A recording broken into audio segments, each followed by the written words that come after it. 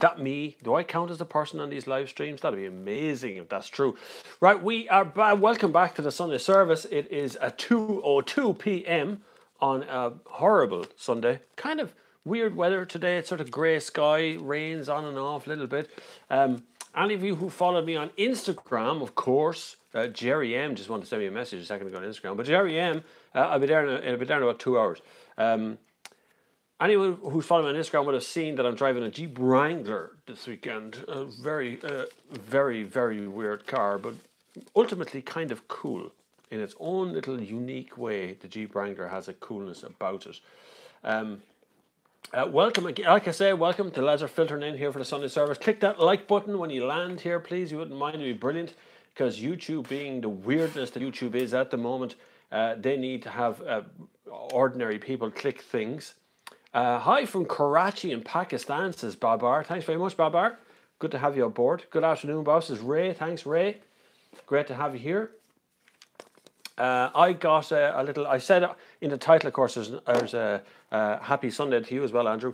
I got a little stuff in the post. There's an address there. You'll see it in the comments down below as well. It's a Parcel Motel address. If you're going to send me stuff, that's fine. You can send things. So I'm going to unbox a box that I got in the post this morning, or in the Parcel Motel this morning. I'll do that live on air. Hi from Swords. Well done. Swords is just as far away from me as Karachi might as well be, because I'm stuck right here. It's good to have you on board. We've gone away from the other system I was using to go back to the app on the phone. It's much more reliable. It's much more useful to me, so it's much easier to get the grips with. So I'm just going to go with that. It's much more straightforward. Anyone who's seen a video I put out yesterday of the Skoda Yeti, myself and Sinead McCann up in Donegal, that's out, that's live. YouTube has managed to demonetize it, which is wonderful. Thank you, YouTube, for the weeks of planning that we put into making that video, and the weeks of research and everything else we try to do as best as we can, and boom, you demonetize it. You're very kind to all of the small creators out here who do our best to get the message out at all times and not try to charge people. But of course, YouTube being YouTube, they couldn't give two fiddlers about anyone who exists out there apart from themselves and their bank balance, so that's why the video is demonetized. But you can still watch it. So it's yesterday's video, myself and Sinead, up in Donegal, lovely Donegal, which is a beautiful location, wild but beautiful. It was great. I see questions booting up along the screen already. Click the like button, please, will you? Just click the like button, because just YouTube is a big tick idiot of a thing and needs to be told all the time what's happening. I just saw a question there. Hi, Bob. Do EV cars need MOTs? Yes, they do, Steve. NCT it is in Ireland, or Europe is MOT in the UK, but it's basically the same sort of a test. Now, they don't test the engine, but they do test the wet parts, the suspension, the braking balance, all that sort of stuff. The brakes and suspension on an EV or electric car is exactly the same as the brakes on an ordinary ICE car. Generally speaking, they are. Although electric cars can't tow other cars and can't tow other things, so that's the towing capacity doesn't come down. Hey Bob, thanks for changing the 318 for, I think I'm changing the 318 for a 520 Worthy upgrade.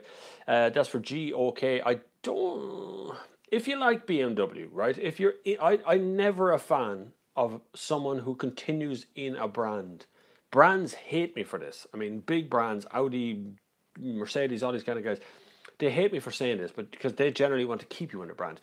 But I'm always a fan of people moving away from the brand they're in straight away just to sample something else for a few years. Now, some people are massive fans, and if you're a massive fan of BMW or a massive fan of Audi, then that's fine. Stay with the brand. That's okay. If it suits you, if you're happy doing it, that's okay by me. But generally speaking, I always encourage people to venture outside the brand they're in. So if you're in a BMW 3 Series, go have a look at an Audi A6 and then look at a BMW 520 and decide which one is the one that you're kind of looking at, because the BMW 5 Series and A6 are very, I suppose, similar cars. The standard BMW 5 Series drives a little bit more enthusiastically than an Audi because of rear-wheel drive, but an Audi Quattro is the one I would actually buy with my own money, I think. Martin O'Brien says, hi from Connecticut. We're going to be a worldwide audience today. It's brilliant. The picture is less jerky, definitely. It's a little bit more blown out on this side of my face because of white balance. It's just, see the way it's gone, kind of weird there. I don't matter. Vladimir says, hello Bob, so delighted to meet you again. Great. I was first one arriving here. Good man, pole position. Bob, please tell me, are Irish people reluctant to Romanians who would like to immigrate to Ireland? We're not reluctant to anybody. Everybody's welcome in Ireland once they contribute to the crack, so to speak.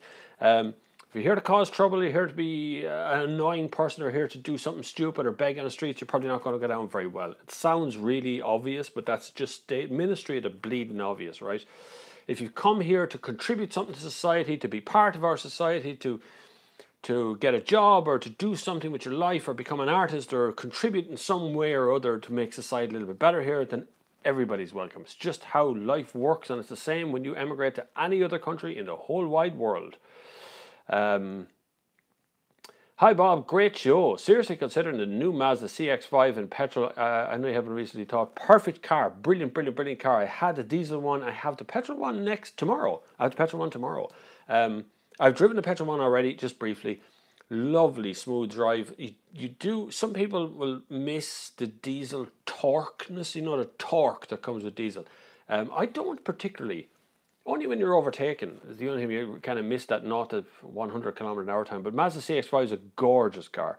Lovely thing inside. Beautiful dashboard and stuff. Really, really clever. They've done well in what Mazda does, which Mazda is usually a fairly conservative company when it comes to, you know, changing. They're very slow. They progress forward very gently. And they've done pretty well with that CX-5. I really like it. Vladimir says, I'm a hardworking person who speaks English, German. I'm interested in finding a job in your country like yours, moving with my wife and daughter. I'm 31 years old.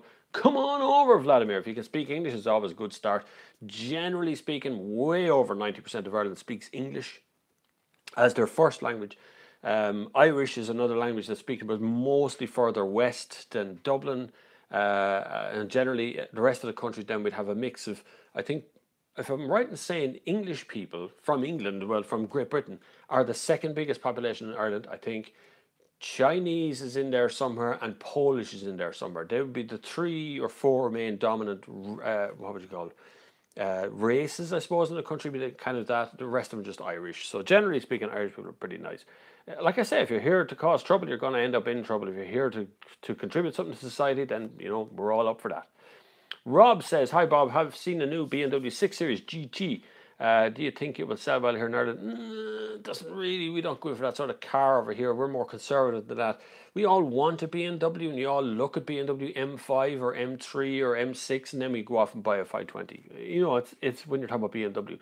Same applies for Audis. People tend to look at an Audi like, I'll be in the RS3 soon, and you know, chances are people will buy a 3 Series because they've seen a video about an RS3. That's usually what happens. Hey, about the Tesla Model X and I think the Mitsubishi Outlander PHEV can tow things. If they're tow rated, they can. A lot of them aren't. Leaf isn't tow rated as far as I know.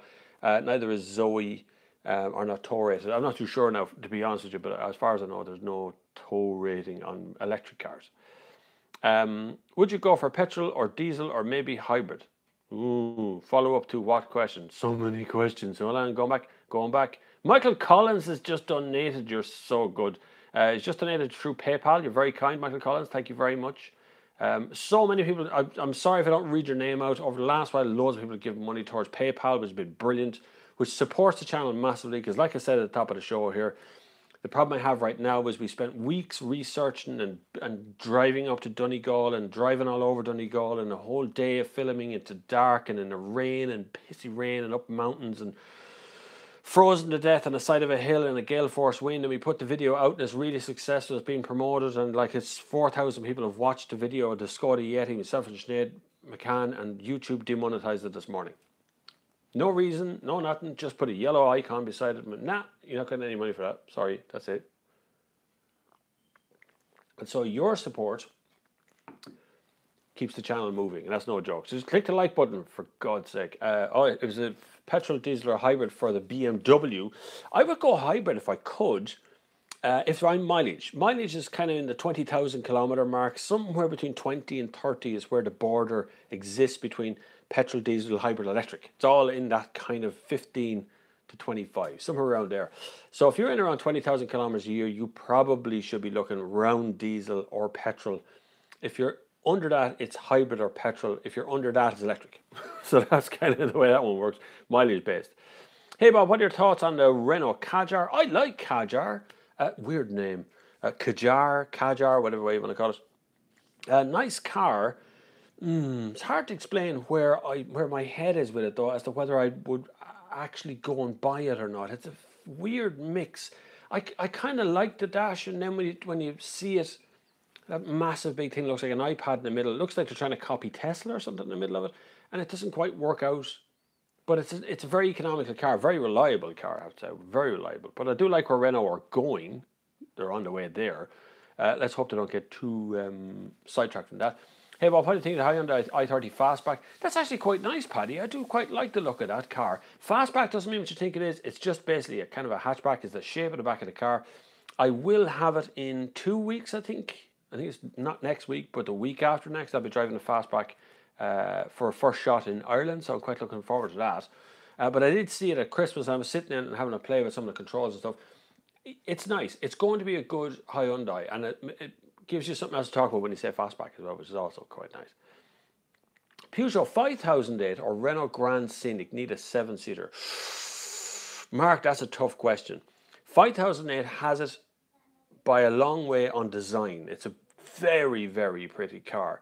But to be honest with you, some of it is a little bit more than design over function. So some of it is very good and beautiful to look at, but will annoy you after a while. Some of that's like cabin storage and things like that. Now, 7 seats, do you actually need to carry 7 adults, or are you looking to carry 2 and 2 and then occasionally do 2 seats in the back? Because neither of those cars are actual real 7-seaters. I can guarantee you won't get 7 people into a Grand Scenic adults and then drive them across the country, or do it on a regular basis. So it's quite small in that respect, but it's like an occasional 7-seater. They both are the same. If I had to pick one or the other, I would pick the Peugeot 5008 because of the design.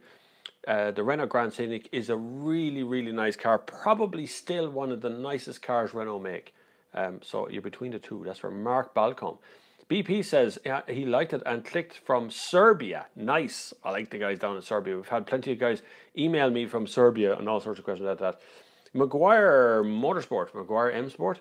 Hi Bob, just wondering which video editing software do you use most frequently for your edits, and if you use a Mac or PC. I have used both. I currently use a MacBook Pro, and I use Final Cut Pro with that.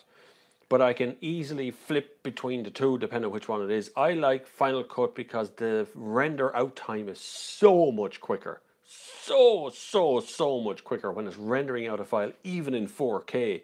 It renders out much quicker than in Premiere Pro. But Premiere Pro has more messing around with audio. You can really play with audio on that. You can really do some extra cuts. They both require a little bit of fine tuning and playing with, but eventually you get there with one or the other. My preference has been Final Cut Pro for the last probably 12 months now, really. I've been stuck flat on that. I have yet to find a thing that I can't do in it, or a difficulty that comes up that can't be solved by it. And it's a fraction. If you have a Mac, if you want to buy it, it's €300 versus paying out 20 quid or 30 quid a month for Premiere Pro on the other thing. It's just ridiculous time. Has rendering time not got to do with how good your system is? Yes and no. Yes, it has. The bigger your system, the faster the render time. But all systems are absolutely murdered by 4K or 1080p or any different size and the length of the file. So if you're rendering out a half-hour TV show, for instance, at master file level, and two of exactly the same systems rendering out the same file, the Mac will finish faster using Final Cut Pro than it will using Premiere Pro. So whichever one you use, you'll find that Final Cut Pro always renders out faster. I don't know why. And I'm talking about 20 minutes to half an hour faster than Premiere Pro. I don't know why. There's no difference in depth. There's no difference in anything in it. It just does. Vladimir is gone again. Vladimir from Romania. Thank you for your heads up with regards to Ireland. Not even the least bit interested to do wrongdoings. Question, please. Any idea how one can remove super glue from my car's paint? Super glue. Yeah, well, from car's paint might be difficult. First of all, you're going to have to freeze the super glue, right? So you need to get it as cold as you possibly can, and then it'll flick off, come off car's paint in that respect. But car's paint, I think you're going to have to sand that one down once it actually comes out, because it'll probably pull the paint with it. I suppose Apple software is designed better for Apple systems. Yeah, but unfortunately, the only thing is about Apple systems is that most of the stuff that's inside an Apple is actually inside a PC as well. There's no real difference. The software environment is different. In other words, Sierra, High Sierra, whatever the hell they call the operating system these days. That would be different between the two machines, but the actual hardware inside is about the same. And in actual fact, an Apple Mac of much lower power can render out a lot faster and cope with bigger files because of proxies and things than a PC can. A PC struggles with this kind of stuff all the time. If you needed to buy a car to use every day, which new car would you buy and what engine would be with it? I would buy a petrol, or I'd probably buy for my own reasons, for my own household here, I would buy an electric car, a Volkswagen Golf, or I'd buy, I'd maybe wait for the Volkswagen Up or something electric. I don't really need a big car, or a Nissan Leaf or one of those kind of cars. If you're looking for a small car, I'd still look at things like a Skoda Citigo, Skoda Fabia. They're two bloody good cars from the Skoda range and that sort of small end of stuff, so they're definitely worth a look. DaVinci Resolve is free and a real competitor to Premiere Pro. Yeah, I get a lot of that, DaVinci Resolve, but it's not laid out the same. So if I have to sit down and learn something from scratch just because I want to use it and then learn the entire system and environment again from scratch, I'm too busy. If you're starting out, great. Start with DaVinci Resolve because it's free. That's brilliant. But if you're a professional doing what you do, and I'm just into getting the thing cut and rendered and out and done and up and loaded, it has to be done 2-3 times a week, I just want something that's fast and I understand how it works, so I don't want to have to learn something new. Rob Cousins, another question. How can we solve the issue of plug-in charging stations in apartment complexes with no designated parking bays? I'd buy a FEV for my next car, but I can't as I'm in an apartment. That is an issue, and it's always going to be an issue because no one's come up with the technology for it. The trick is we need lockable bays, we need lockable parking spaces, we need infrastructure to be built around the way we want to use cars. Right now, most infrastructure is built around the fact that we either don't own a car or that we do own a petrol or ICE powered car. And that's kind of the way it is. That's the big problem, is that we still build to suit an environment that's dying, a system that's dying out. Most people in apartment complexes probably won't want to own a car in the very near future because we have no need for it, because you can hire a car, because you can rent it by the hour, because GoCar have done a deal with Renault recently whereby you can have a car by the hour and it's electric. So, that kind of stuff is going to roll down the hill eventually to everybody, and I don't see a long-term car ownership thing. The PCP thing will be reduced down to sort of long-term leasing will happen eventually, and they'll call it something else. So there's no good solution at the moment, Rob, other than stringing an electrical cable out the window of your apartment downstairs and plugging in your car from that. That's the only way you can do it at the moment, and that is possible. 15k to spend on a used family estate. What would you go with? A Skoda Octavia. Off the top of my head straight away, Skoda Octavia DSG. Get some nice wheels on the thing. You're going to have everything you ever want in the car, and it's a great car. It's a nice car, nice to look at. You'll feel honoured to polish it, to clean it and wash it. You'll mind it like a child. They're a lovely car to drive. So look for one around 15 grand. If you can't get something like that, you could go something a little bit more traditional, which is Volkswagen Golf Estate. It's an oddball one. You don't see too many around, but it's actually quite clever. It's a clever enough car as well. Branded fuel or supermarket fuel, which is your choice? Depends what we're talking about, Stephen. Are we talking about diesel or petrol? Petrol-powered cars will put up with much more punishment from the fuel, so dirty fuel and things. Basically a petrol-powered car is a series of explosions that push pistons, that turn a drive shaft, that turn the wheels. So it's pretty much straightforward like that. A diesel engine car is much more complicated. It relies on compression and how much compression ratio there is and how much turbocharging go through. So any bit of diesel at all in that, and you're in trouble straight off. Any bit of dirt in that, and you're in trouble straight away. So instead of being a very simple thing, it becomes a more complicated thing. So if you're driving around the countryside and you see some random petrol station on the side of the road, and you pull over and get diesel, and you start to chug up along the road, it's dirty to begin with. You have a trouble there straight away. But the problem as well is diesel is being cut and washed and clean, and additives are added to it, and it's not really diesel anymore, and you can continue washing it down. It's like those things where they say, you cut the cocaine with talcum powder or something. You can do that with diesel, not with talcum powder, but you can do it with diesel. Water gets added to it, all sorts of things happen, whereas petrol will put up with that. A petrol engine will 9 times out of 10 start even when there's almost no petrol in and it's just running on fumes. It'll probably still start. So for branded fuel, if you're going to a proper petrol station or back petrol station, something that's great, keep your receipts. If you're not branded and you're not doing the sort of thing that you want to do, then caution is always the best way of doing it.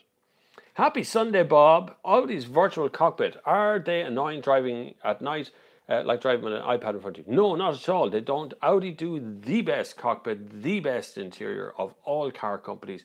The way it's all put together, the way it all blends into one another, it's beautifully done.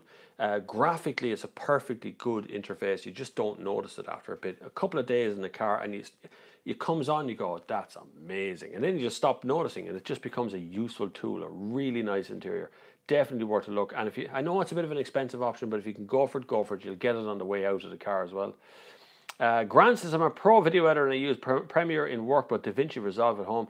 One is as good as the other, if you're used to this budget. I used to Final Cut Pro, but I got out of Apple cult a few years ago. I was one of those Apple evangelist guys. I don't really see it as a cult. I do see swapping your phone and your iPads and all that stuff every single year. That's like, God, you're stupid. Absolutely stupid. But I buy stuff. So any equipment I have that I use for filming or editing or otherwise is bought based on price and weight. That's the two main things. How much does it weigh? How much is it going to cost? And then the third factor is how often will I use it? So I don't own a gimbal because I won't use it very often. The chances of me getting out of a car to use a gimbal the whole time is going to be unlikely at best, right? So I don't use a gimbal. So what I did was I bought a Canon G7X, which has very good stabilization facility built in. It's the equivalent of having a gimbal with you. So I don't need a gimbal. But the same applies to my computer. So I bought the Apple Mac because I knew it would last a good few years. I knew that I would get very little errors with it. I knew I had very little chance of getting viruses with it. And I also knew it had Premiere Pro, Final Cut Pro, DaVinci Resolve, and all the rest of them all available to it all of the time. So everything has a use and has a disuse. So my Apple Mac is from 2012 and I use it all the time. I mean, every day it's being used. I recently bought another couple of yokes, a little keyboard, a Logitech Keys to Go keyboard and stuff. So it's all about weight and what I can carry with me and stuff. Thanks for replying. I'm thinking of getting a Fabia TSI. That's a good car. I drove a Fabia TSI all the way from Lisbon in Portugal to Dublin in Ireland. All the way back, right the way through Portugal, Spain, France, cross on the ferry, the whole lot. Brilliant. And that was a Skoda thing. It was 3 years ago. It was great crack though. I still don't believe in electric cars' range. I think only Tesla has proper range. Such a car is a very small pocket. No, Tesla is way out of most people's price range. I mean, even the basic entry-level Tesla is 5 years old for a Model S. Hasn't been updated in 5 years. And is like 80 grand just to get into in the first place. You really need to have plenty of money for a start, but you really need to want an electric car to get that kind of range. Soon though, Nissan Leaf is going to be coming out with 300 kilometers at least. Audi is talking about, Audi and Volkswagen are talking about coming out with cars that can do 600 kilometer range. Tesla is going to get the snot wiped off them once the big boys start bringing out their long range electric cars. You'll find that Teslas will start to drop away very quickly. But we'll see. We'll see. I still have to do an unboxing. There's millions of questions already in here. Unboxing. Adrian, really enjoying the videos. Looking at replace my 11-year-old Astra with an Octavia. Is the 1-liter Octavia comparable performance of 1.6? Yeah, it'll absolutely murder your 11-year-old Astra on performance. I guarantee it, Adrian.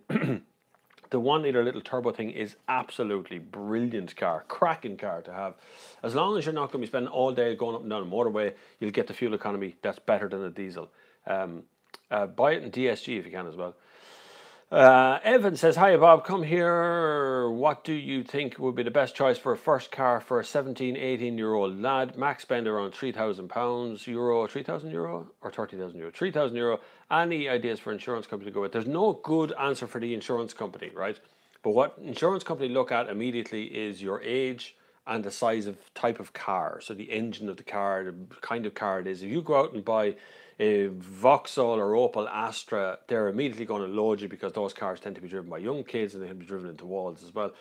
You buy a big engine diesel car, you're in trouble as well. You need to buy something like, I know it sounds really bad, but a 1 litre micro, something as cheap as possible that you can get by with. Is your £3,000 option, is that to include insurance, or is that just for the price of the car, is the other question as well. If you're going out to look at a car, you're going to look for £1,000, and you have to have £2,000 left over to tax, insure it, and put a tank of fuel in it, and that'll get you the rest of the way. My first car was £100, and my first insurance was £1,780 or something. It was an absolutely astronomical figure, and always has been. The RSA continue to target young drivers in this country every time they open their mouth.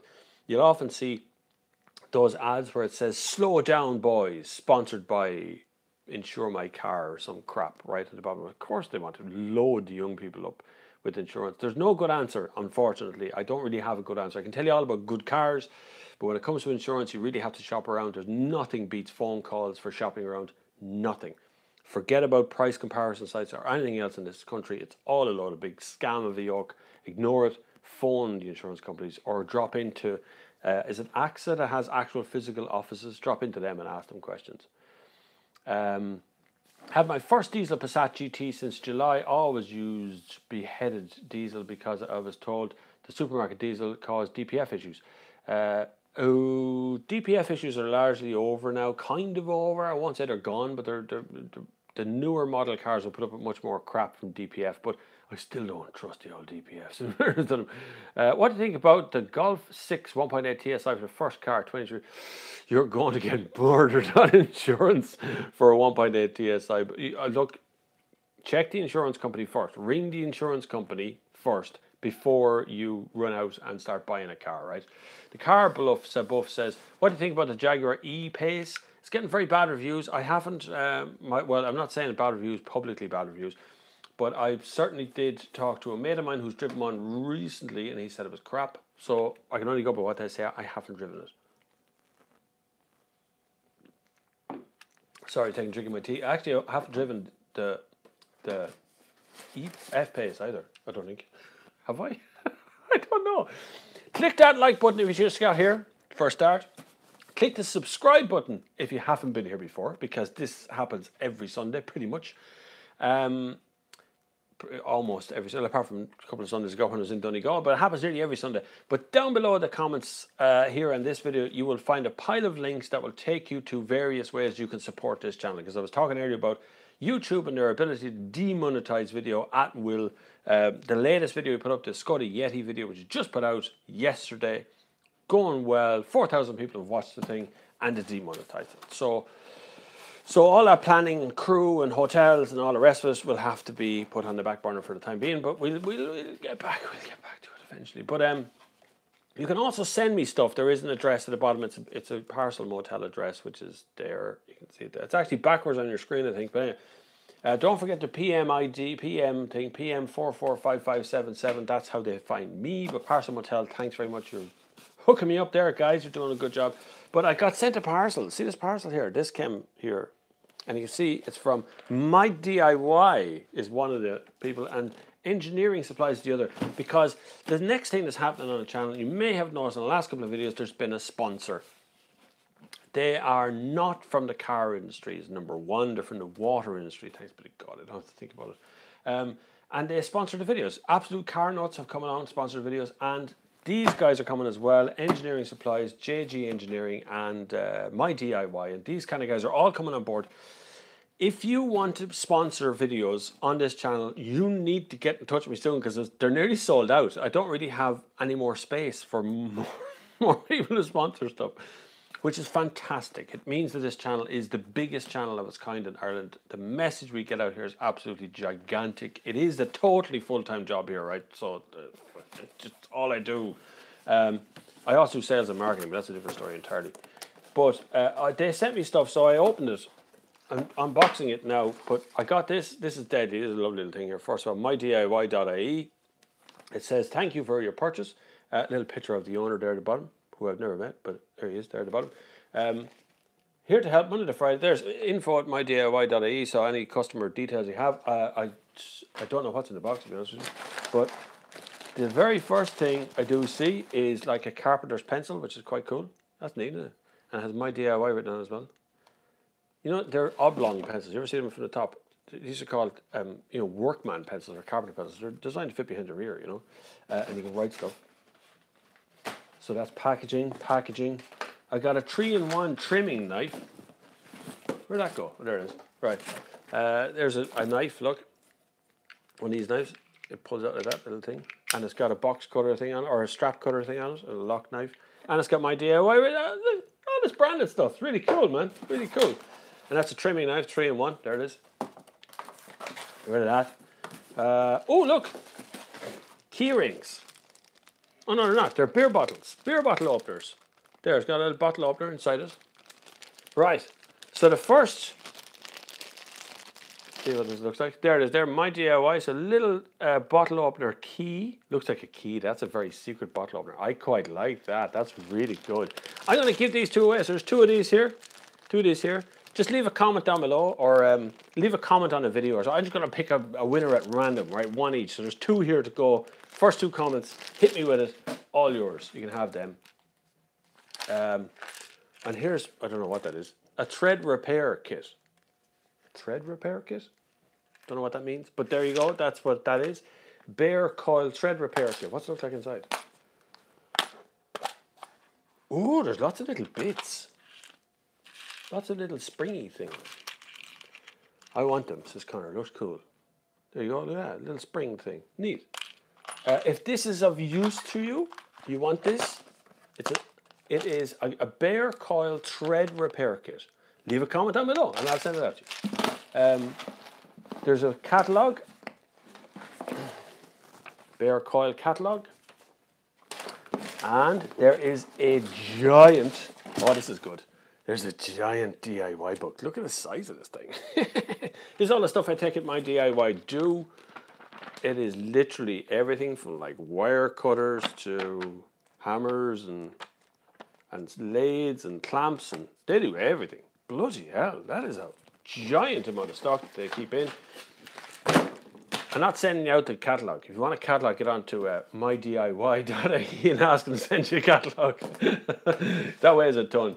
But I'll pick 2 winners at random for those 2 little keyring things. These little things here, which are kind of cool. They're really cool. I like them. And little stickers and everything in them. Very good. And this is the thread repair kit. So if you want that, leave a comment as well. I'll send it out to somebody. And it looks like there's 2 of these little pencil things as well. These little work pencil things, which are quite neat. So leave a comment and I will send them out to you. They're in the unboxing. If you want to send me something that can get unboxed on this channel at any point and get your name out there, of course, you need to look at the address down below. In the comments, there is, spread it open at the very bottom, you'll see that there is an address there with a PM ID on it for Parcel Motel. Don't forget the PM ID or I'll never get it. See it there? If you pick something from Amazon, if you're sending me something out of Amazon, it's in the address down below there. See, here it is there, but it's in that address is down below as well.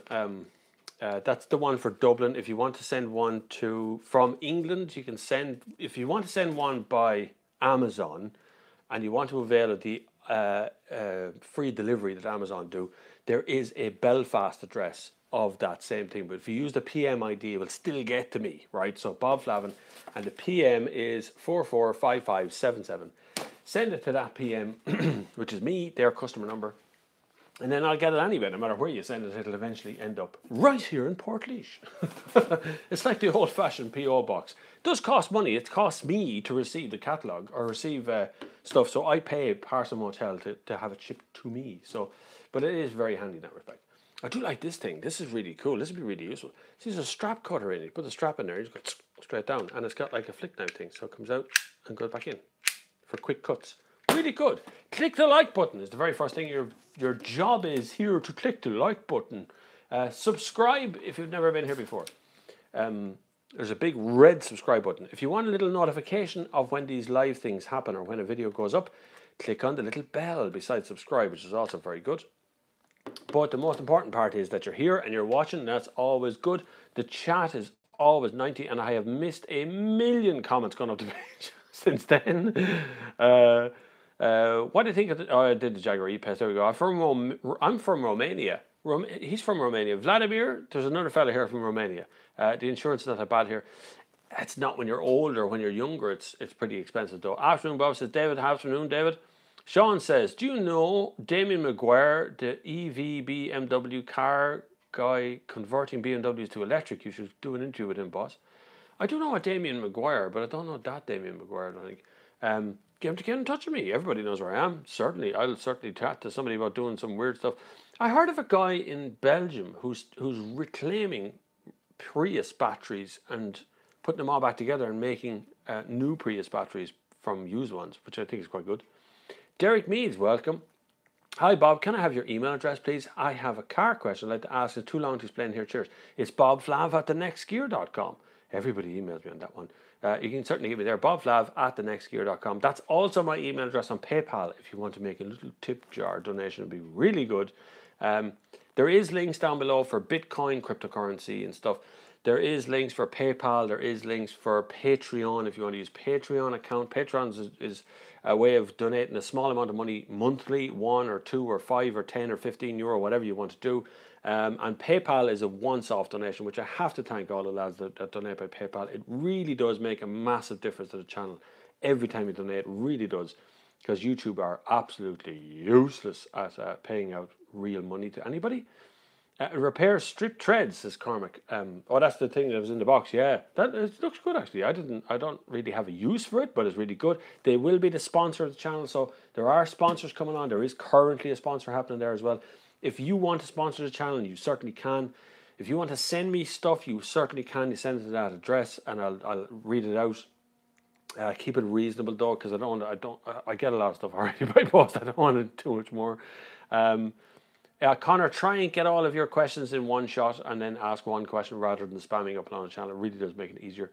Do you watch any other YouTubers? I do, Dan. Yes, I do watch an awful lot. I watch an awful lot of YouTube. I really don't watch a lot of television. I watch a lot of YouTube. I watch Casey Neistat sometimes, although he's getting a bit boring as well. Same old stuff. I watch, who else do I watch? Fun for Louie when he was doing a round the world trip. Is probably the best content YouTube ever had, and they didn't know what to do with it. That was really good. It was a great series. I think it's actually called Round the World Trip or Round the World Trip. French guy cooking, he's pretty good. If you like cooking, I like cooking. I love cooking. I love cooking and baking and all that sort of stuff. It's all kind of cool. We do a lot of vegan and vegetarian meals here now at the moment. We do meat as well, but not as much. Really, we only have meat once a week now, I think, if even. Who else do I watch? That sort of. Oh, there's another who sent me that. Michael Collins, you're very good. Thank you very much. You sent me some money through PayPal. You're very nice. Thank you very much. Your support is always welcome. Who else do I watch on YouTube? What? How does hours go by watching YouTube and I don't know who I'm watching? There's a lot of that. Oh no, I think. There's so many different channels out there. It's really hard to watch them all. I watch iDubbbz and I watch First Week Feast and all the kind of ones that people talk about and watch and stuff. I watch all them too. Zabenko says, a few years ago I liked very much Grand Cherokee. Do you still love it? Yes, I do. Who doesn't like a Jeep? I have a Jeep Wrangler for the weekend. I drove to Galway yesterday from here. How can I explain the noise inside that car? The wind noise is dreadful. It's flat fronted. It's flat windscreen, so it makes an awful noise when driving on the road. It absolutely savages diesel. It savages it. I've never seen a car 11.5 litres per 100 kilometres out of a Jeep. But I still love it. I don't know why. I still love the car. It's an absolutely gorgeous thing to drive. Jeep Wrangler, and it's the short wheelbase one, which means it's tiny. And it's still 58 bleeding grand. Like, it's crazy money, but I love the car. Daniel, hi Bob. You are doing a very good job. Japanese versus European versus Korean cars, which are most reliable in your opinion? Thanks. A car is reliable as how you look after it. If you look after a car, it will last you a long time. My Seat Leon's 11 years old. It has never gone really wrong. It's now due an NCT again. It'll pass it again, I'm sure, without too much of an effort. I've never really had a big problem with it. So if you look after a car, it generally will last a long time. Generally speaking, if I was going out tomorrow to buy a used car and it was going to be a reasonably old one, say 7 or 8 or 9 years old, I would certainly look at Japanese end of stuff, Korean end. Asian cars tend to last a bit longer, usually because there's nothing go wrong much. They don't put a lot of options to them. German cars tend to, around the 100,000 kilometer mark or a little bit over it, tend to start burning a little bit of oil. It is a fair tendency for those cars to do that. So the engines don't do as well with very high mileage versus the Japanese alternative, which do. So generally, older cars, this is for Daniel, but older cars, I would pick a Korean or an Asian car in general. Younger cars, I would look more towards the European brands of stuff. Dermot Walsh, well, Bob, just in from work, what did I miss? You missed everything. All the best parts are over. Why were you? What's wrong with you? You missed naked dancing girls and everything was happening behind me. It was an amazing trick. Jimmy, the large end of the lease auctions in England. Any experience? Is it somewhere to save a pound skipping on a middleman, or are the best left to the professionals? Absolutely not. Auctions are a scary environment to be in. I've been in bought loads of cars auctions over the years. Generally speaking, a very scary environment for anybody, because you think by just putting your hand in the air, it's like, oh, I just bought a bleeding car. And that is possible. But nowadays, they have little things you hold up with your number on it that you've registered to actually buy a car. You can save, but you can be hurt in such an enormous way if the car isn't right. You really need to have your wits about you. It is a fast-moving environment. You do get guys who are buying 6 to 10 cars in an evening there, and they're just there. They don't care the condition. They're just buying them up because they've already got them sold, or they know what they're doing. So going along as a used car individual just to buy the one car can be a very tricky experience. But definitely, bring a mate who maybe knows a bit about cars, if he's a bit of a mechanic. No, I'm not talking about Freddie down the road who once upon a time changed the oil on his mother's car. I'm talking about someone who actually deals in cars and understands how cars work. Bring them along, buy them a bottle after or something, whatever. You can end up having a great experience, and it's fun, and it's like a night out, and you end up driving away in a car, or not driving away in a car, but you end up taking away a car that night that's in good condition. Be aware, a lot of auctions will not let you drive the car away. They will ask you to have a trailer with you to trail away the car. So just be aware that that's an often a thing. That was for Jimmy. What's YouTube's reason behind demonetization of vision? God, I tell you what to do. If you had a Ouija board, you could probably figure it out better than YouTube could. YouTube can't even tell you why to demonetize videos. They just do. Not advertiser friendly is what they tell me. I looked through the whole video frame by frame by frame. I spent 48 hours straight editing the bloody video. There is no swearing. There is no nudity. There is nothing weird happens in the video. We drive a car around Donegal and we put it up on a mountain. And then at the end we go, thanks very much for watching, see you on the far side, Yeti. And that's all. That's it. It's the whole video. It goes up, it's monetized, you get a green icon, all is well. 4,000 people watch it and then demonetized. Not friendly for advertisers. I've appealed it. That's just the way things are. You appeal it and hope that YouTube see reason and a person watches the video and they decide. It'll probably go green again. But right now it's just a pain in the hole. So much effort and money and work went into making that one video, moving 8 people all across the country and staying the night in hotels and everything. It was a huge, epic adventure of a thing, and then YouTube just don't support it. So it's a bit weird. Sean Neilboat says Rulla Histapa, which is a YouTube channel as well. You can get that on podcasts. It's Richard Herring's Leicester Square Theatre podcast, a very long thing. Brilliant podcast, brilliant thing. I often pass a drive up to Dublin for an hour with Richard Herring. It was really good, definitely worth a view. He does have a YouTube channel, and actually sometimes YouTube videos come out before the podcast. I don't know how he does that, but it's actually pretty good. Don't worry, I'm here this week. Probably you remember me, Greek guy. I do. You're here every week. Question: S-Cross SX4 or Vitara? I like the second one more, but it's a bit smaller. S-Cross is a nicer car, but very weird looking.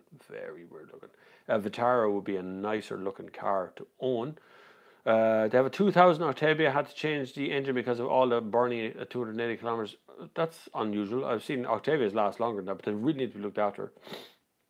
IS300H, expected MPG, depending on how you drive it. If you drive it nicely, they're very economical. If you don't drive it nicely, they will absolutely savage fuel. If you spend all day on a motorway, they won't work properly. You're not going to get the best of it. Let's put it that way. You're not going to get the best of it put on a motorway. They're much better around cities and city environments in general. But like if you were getting any worse than 6 litres per 100 kilometers from any petrol, it's not good enough. Thinking of getting a Seat Leon FR 1.4 125 PS Ben petrol Do you think it's a good car? 13,000 miles a year. Thanks. 13,000 miles, about 20,000 kilometers. You're 18,000 kilometers. You're in that borderline where petrol, diesel crossover point, but the 1.4 TSI is probably one of the nicest engines that Volkswagen Group still produce. Really good, nice car. Seat Leon FR is a lovely car. FR is a spec, by the way, not a type of car. It's not going to be faster than others. It's just a spec change. Cooper is the fast one. My mate just bought a Cooper, actually. But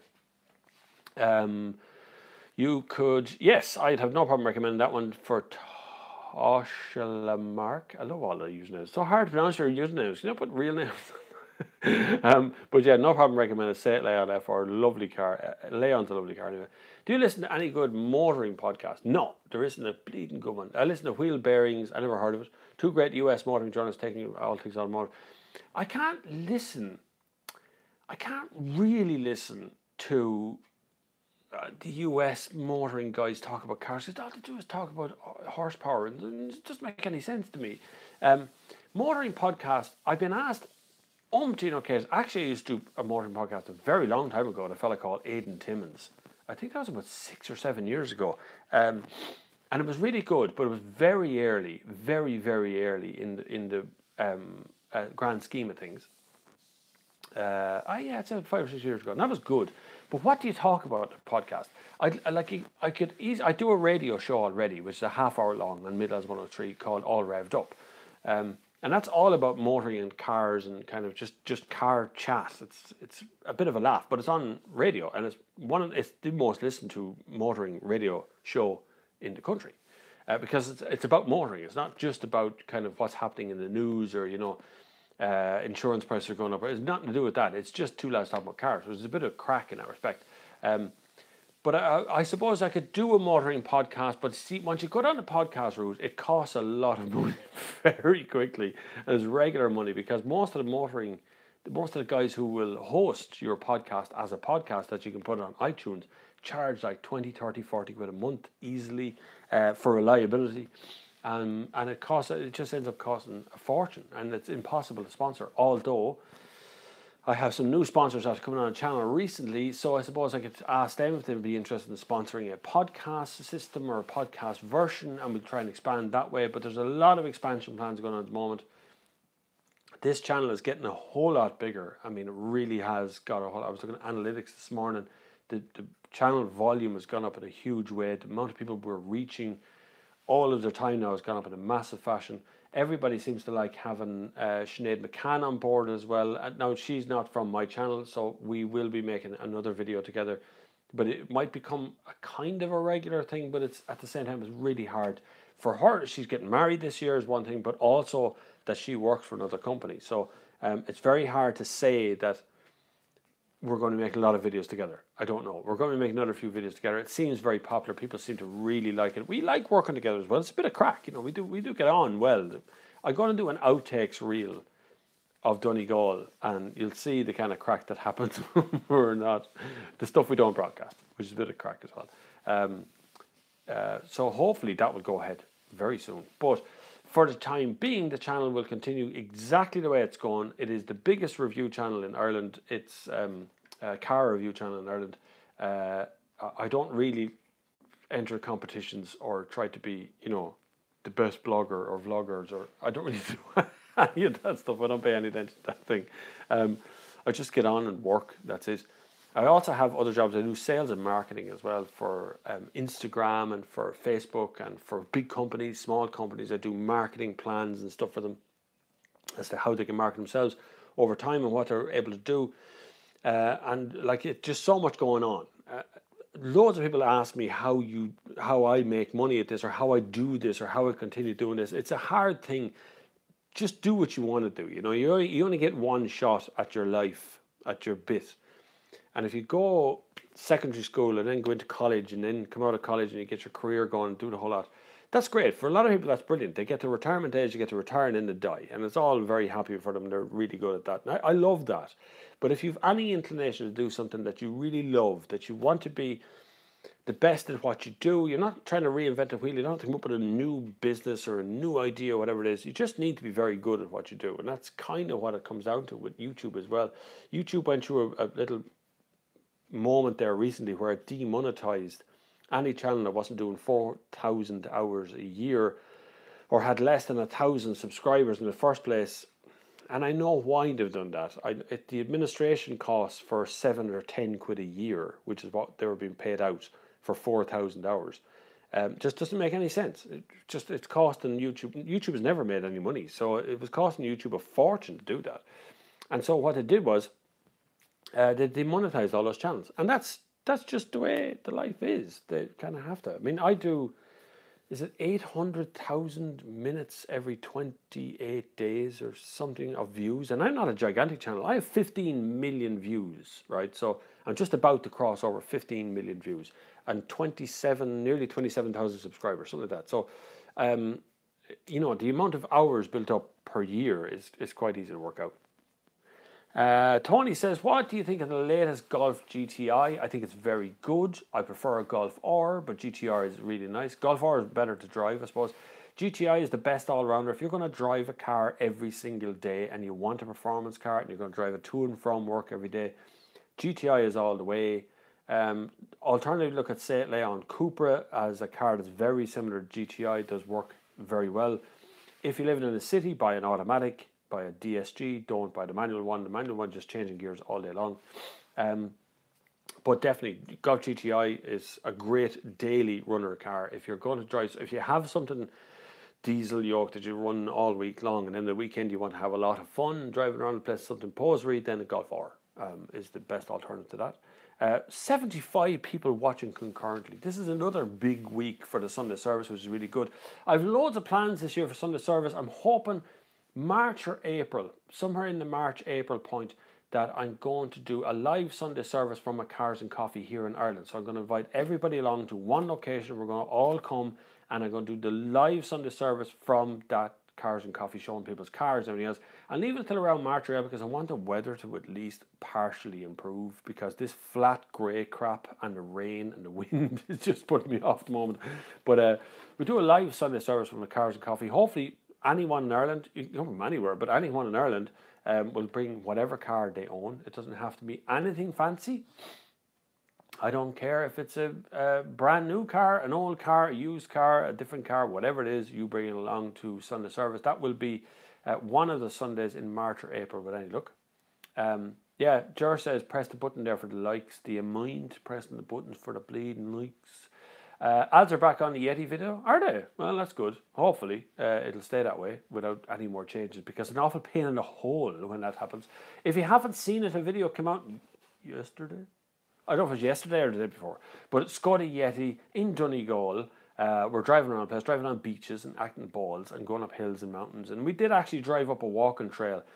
That was quite scary because we went up this little walking trail. It's meant to be a walking trail up the side of the Mamore Gap Mountain or something it's called, and we drove up it in a Scotty Yeti, and then across this waterfall and up to the side of the mountain until eventually we're at the top and looking over the other side going, where did we go now? So we came back down. It was fun. We had a great crack. It was really good crack. Long drive. Northern Ireland. Is anyone from Northern Ireland here currently watching? If you are, hit a comment button, because your roads are crap. What's wrong with you people up there? You need to get your roads sorted. The roads from Newry, Belfast side going down towards Dublin are great. But I went from here straight up the country through Mullingar and then Monaghan. And then as soon as I crossed the border from Monaghan into Northern Ireland and heading towards Derry, and then up along that way, the roads just turned tragically bad. It was really bad up there. It was going up roads with like grass in the middle of them. What's going on? They were terrible. Tractors everywhere. It was really hard going. Like, it took 4.5 hours to drive from here to Malin, which is where I was going in the first place. What's a good 100 litre per 100 kilometre for a state car? It's not fully loaded by myself and a couple of kids. If it's a diesel, so a good kind of basis that I always go by. So a decent economical diesel should do 5 litres per 100 kilometres or a little worse than that. So 5.5 is okay, 5.9 is okay. Over 6 No good. Petrol should kind of be around the same place, but I would allow it over 6. So I'd go 6 to 7 litres per 100 kilometers on a petrol car. They don't do quite as well because the revs are usually higher on them. They tend to tick over a little bit more on a high scale. So they tend to be a little bit worse. But 5 to 6 for diesel, 6 to 7 for petrol should be okay. Electric cars, we have another way to work out electric cars entirely. Peugeot 3008 or 5008, what's the main difference apart from the size? The size is the only difference, really. 3008 is ever so slightly smaller than a 5008, and the 5008 is 7 seats, and the 3008 is 5. Other than that, there's no difference. They've gotten rid of some of the clever things. I quite like the old 3008. It had a split tailgate that got down, you could sit on it. It was quite nice. That's gone, I think. I have a video of the 3008 up, and there's a 5008 video on the way.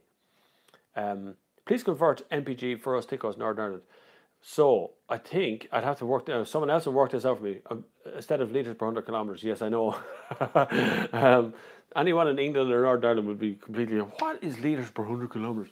And yet, don't you sell fuel by the litre, which I find a little bit weird, that you don't do litres per 100 kilometres, but you sell it by the litre. Anyway, I also noticed that your petrol and diesel is the same price in Northern Ireland. 128, was it 128 or 131.9 pence per litre?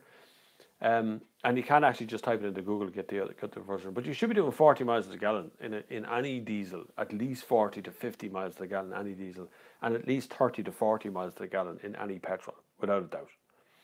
Lee Moore says, used to live in Donegal but now live in Northern Ireland. The problem is that the road from Monaghan to Letterkenny is a main route that takes most of the traffic from Donegal to Dublin, Northern Ireland.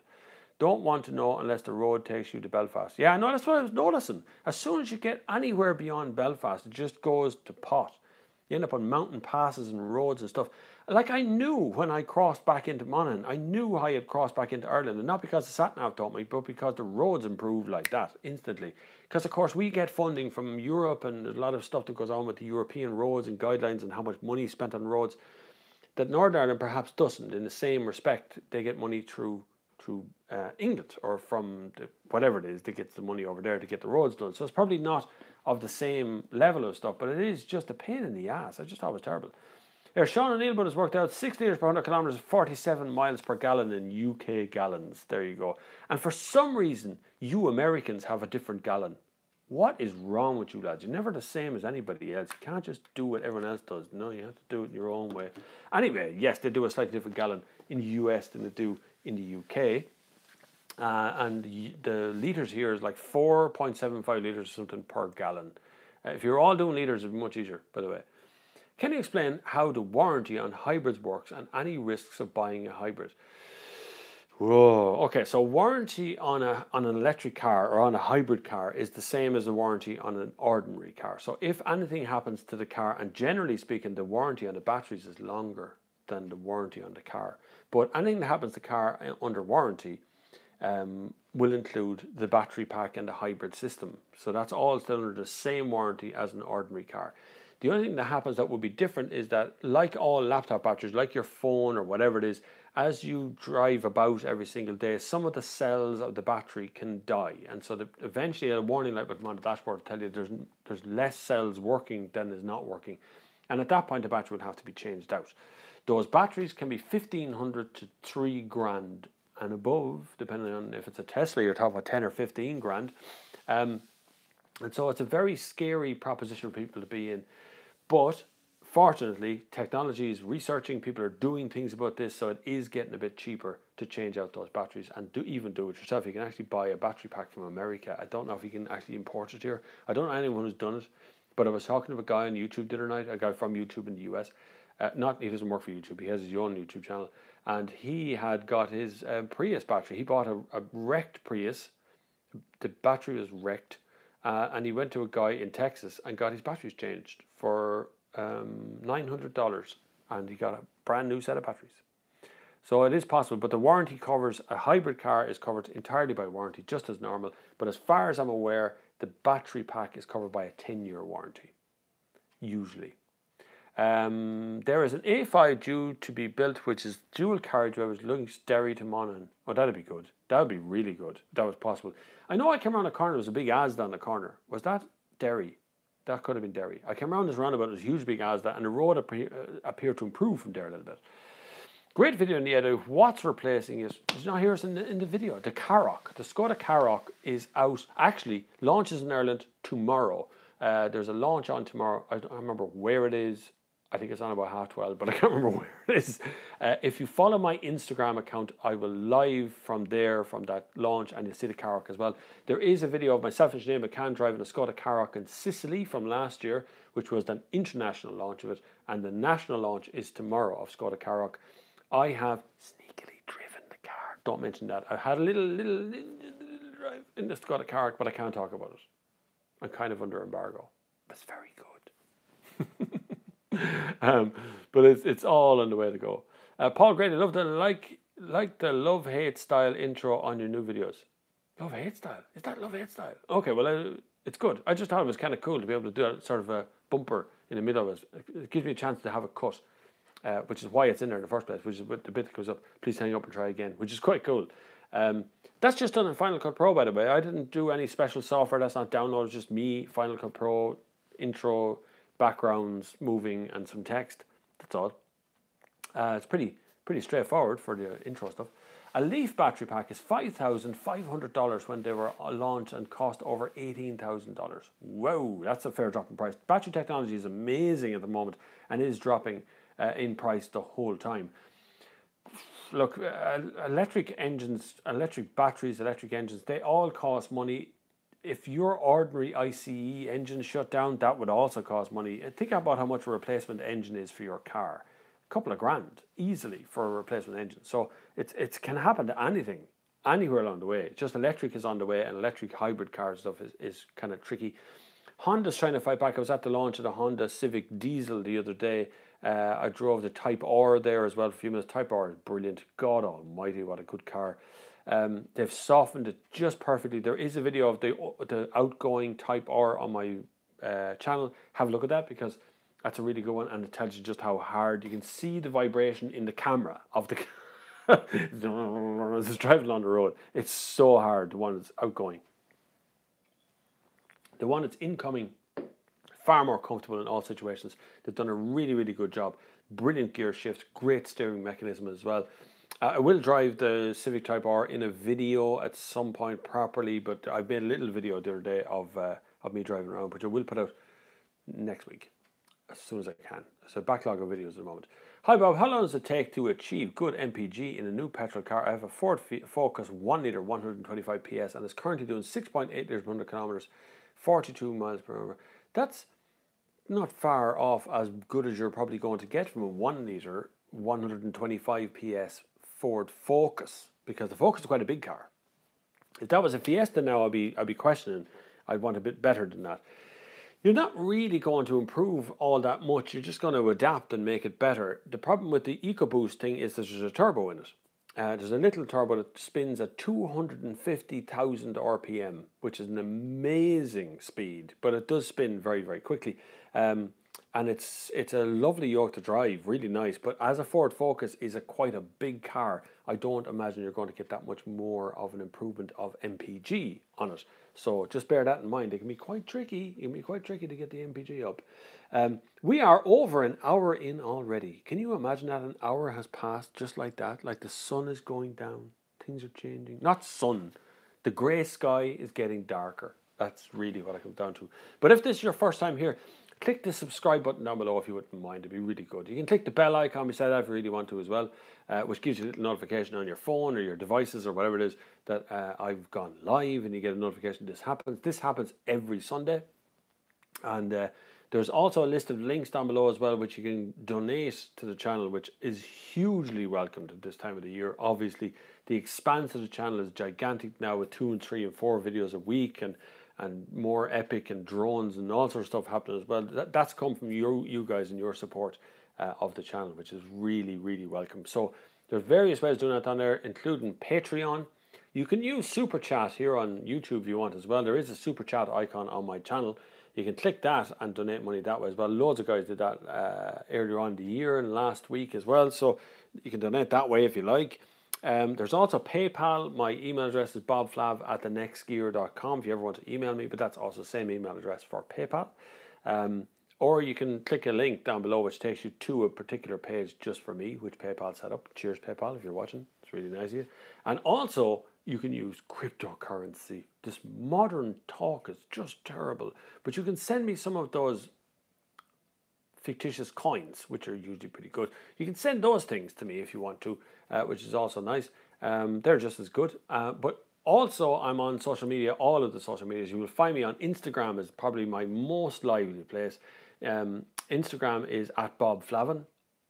You'll find me there, and I post pretty much every day on Instagram. I don't do the stories every day, but I certainly do posts every day, and you'll always see what car I'm in this week, and what car is coming, and stuff that interests me. So other cars that I spot around the place is often there too. I'm on Twitter as well, at Bob Flavin. I don't use it. I usually use it to rant at people when they don't do what they're told to do, or some company who does. So I just grr. Twitter is the grr channel. I'm also on Facebook, but I don't use that at all. It's the pits. It's a kip. That's all it is. It's a place to wreck your head, Facebook.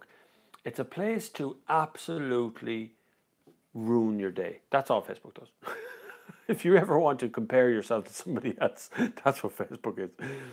I overtook a Honda Civic the other day on the motorway and almost crashed. Can't believe the rear end, Darren says. Yeah, the looks are a challenge in the Honda Civic department. I have to say they're very Asian, those looks. And I get why. It is an Asian company primarily that sells their cars in America, and America likes the Hondas. And it's a challenge. It wouldn't be my cup of tea. I mean, as a look of a car, the Civic wouldn't be my cup of tea. Interior though, spot on. Gear shift, seating position, comfort, steering wheel, bang on. But the rest of it is a bit, oh God, hard to deal with. Plus the doors are a bit weird in the back. The grey sky is getting darker. Patrick Kavanagh is only trotting out there. Yeah, it's true, because there's no sun. I haven't seen the sun in weeks, so yeah. Yeah, illegal criminal says, yeah, dumb Facebook. I'm telling you, Facebook is a place you want to go. I would be fairly sure Facebook has contributed to a lot of male suicide in Ireland. I really do. So is social media in general, but Facebook particularly.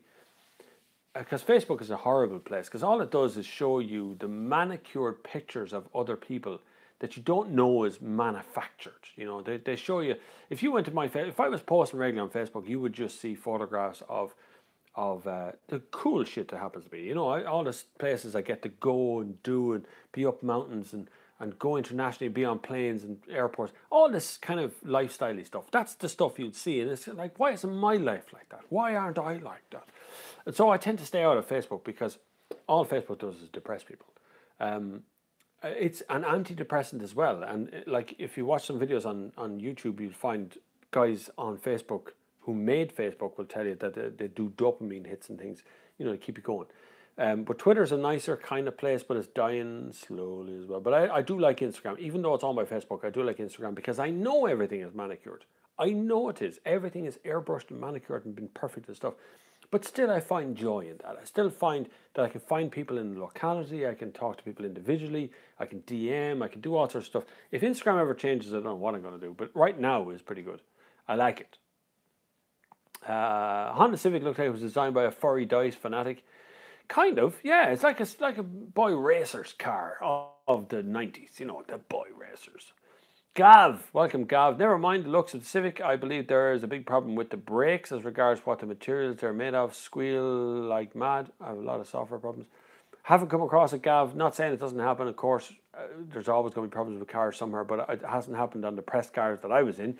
But then you have to remember that the press cars that I tend to be given are checked every week. Okay, so every time they go out to me on a Monday, mechanics and guys drive them and they're checked over and they make sure that they're running 100%. There can't be any errors with them. They don't get them out if there are any error with them. So, you know, bear that in mind, that the cars I get are generally tested. Unless it's Land Rover, then they're broke when you get them, or they break over the week.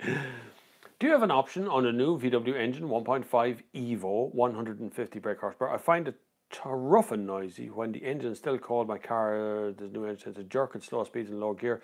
That, John, yes, that is something I've come across. I find it happens a lot with the T-Roc. I had a T-Roc. I didn't have it on a full week. I had it driving it, and I had the Polo driving as well.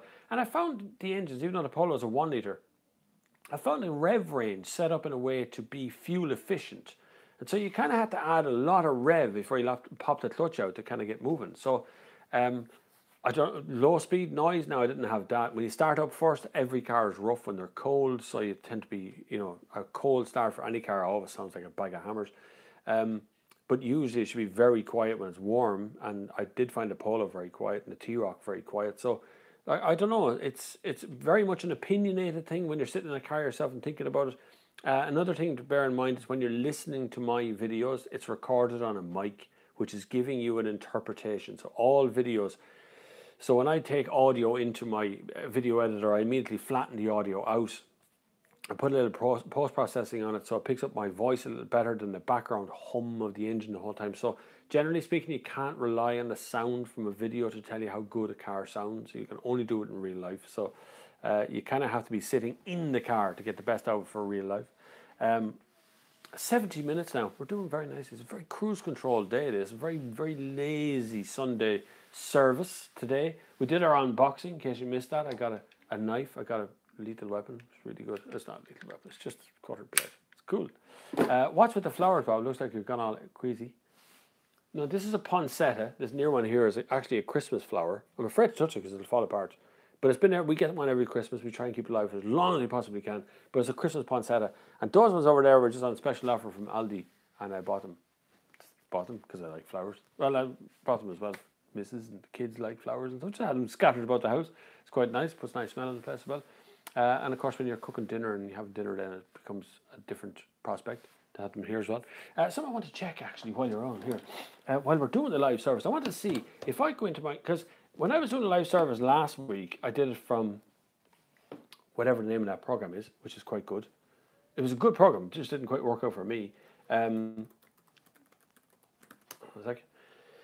I did it from that system, but I was able to see how many people were looking at me from my own YouTube channel, which was really good. And I can't do it on the app. I can only see at the top of the screen that there's currently like 60 people watching right now, this moment. And that's quite nice. But I wanted to see if I could see and interact with you in a different way. It's really good. 4,500 people have watched that Skoda Yeti video from yesterday. It was really good of you all. You're all so good out there to watch the videos and put them up and share them and do all your usual stuff. Thanks very much. Keep sharing them. It's still got limited or no ads on it currently, which is, what can you say? Like, that's just the way they do it. They put a big yellow icon over the top and demonetize the whole thing. You're as useful as a bag of hammers, YouTube, and your little learning icon thing that you got or whatever it's called. Absolutely crap. But no, it says I'm offline here. No, it doesn't. Yes, it does. Is that live? Wait now. Could be working. Could be working. It is, yeah. Oh, that's cool. I can see it live in another way, which is really good.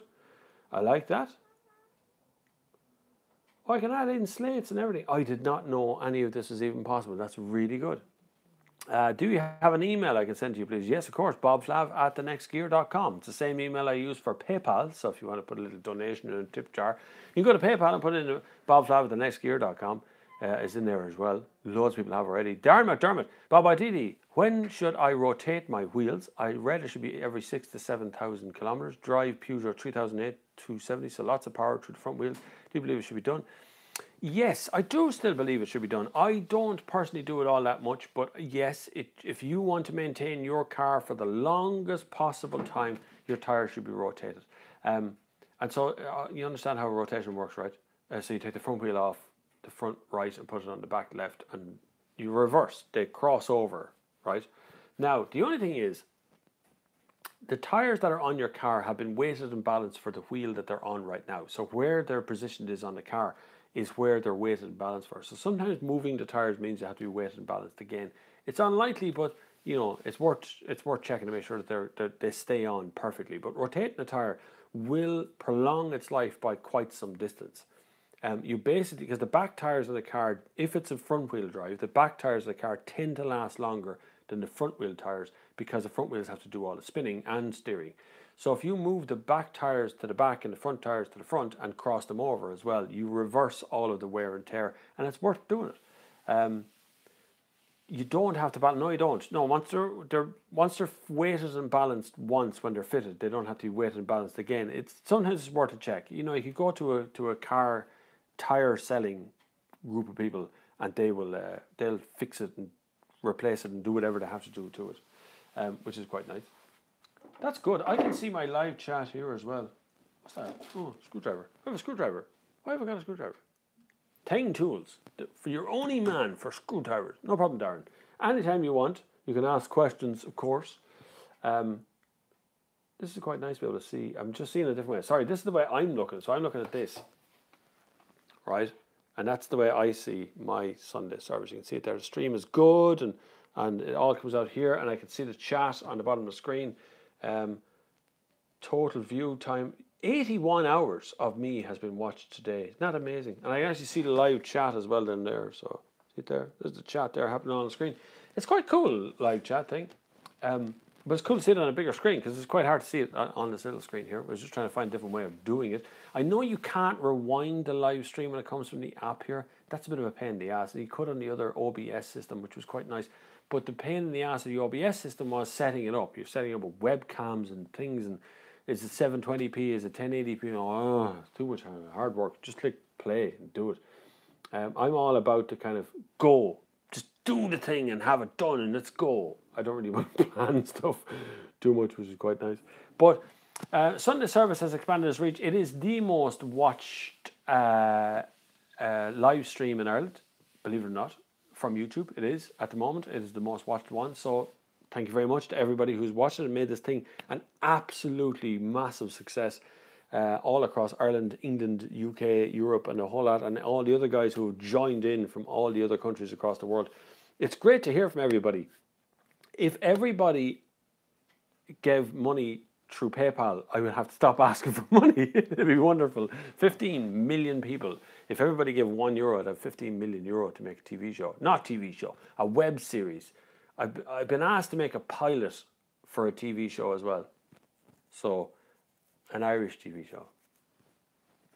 So we'll see. Anyway, to make a pilot for a TV show. We'll see what happens there. I don't know what, I'm not into, TV was never really the destination for me, so it's never really, I never really sought that thing. It's been asked a few times. Bob, you're in the know.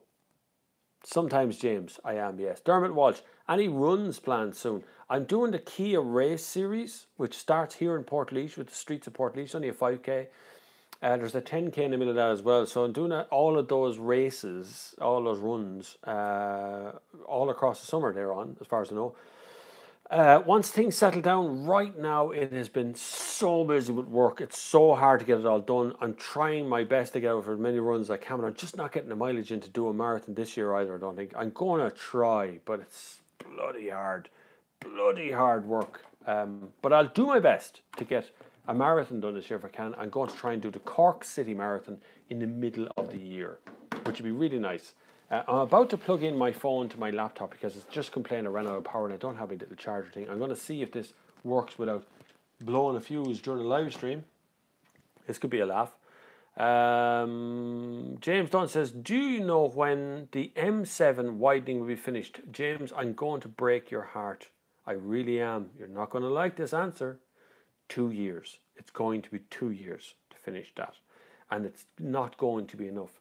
I did point out to the Minister of Transport and the RSA and anyone else who listens to me that starting the widening now to finish it in 2 years' time and not planning for what traffic will be like in 2 years' time is an absolute retrograde step on all fronts.